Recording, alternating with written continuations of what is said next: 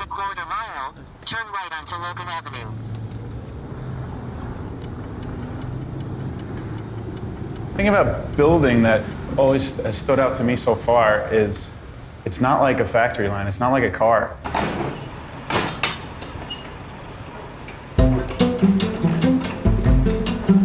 From the outside, it seems like, well, people have done it a million times. It's concrete, and then you put the exterior on, and then you build walls, and then you hang light fixtures. But every single site creates total logistic issues that are individual to that location. Things come up that you can't figure out until you're there and you start building it. Construction is difficult. Construction is unknowns. Things happen, be it weather, accidents, supply chain. There is absolutely no way to predict those things in design. That's not unique to facade. It just happens that facade is expensive, very long lead, and is procured all over the world, and we have to coordinate 4 countries to be able to get the material in place. How we mitigate that issue so directly is by having people in place in the whole process. People like John having the authority to make changes on the fly, to be able to work with our inspectors, to get on the phone with utterly anybody in the supply chain, be able to solve issues immediately as they come up. That's the only reason we can manage this. That's the difficulty of being a developer, being a construction manager. Wearing the 2 hats that we wear, you have to know when you need to agree and say, this does need to be more realistic, we have to get this built. And you have to know when to say, no, we're not compromising.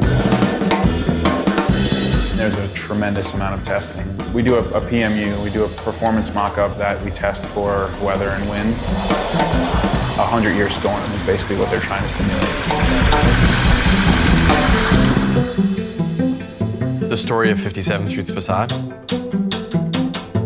it had to be relevant and reverent to the history of Steinway itself and to Midtown in particular, without feeling historicist. We know we're creating a modern building. The shape of it itself is going to make the building stand out in a way that we couldn't possibly do with any facade treatment.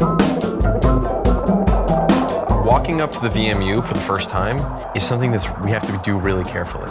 We're going to start slowly, right? And we're going to start 100 yards away. So many of us want to walk right up to it and touch it, and we want to look at the joints, and we want to look at alignment, and that sort of thing. But the first question of a visual mock-up is, did we pick the right colors? Does it look right?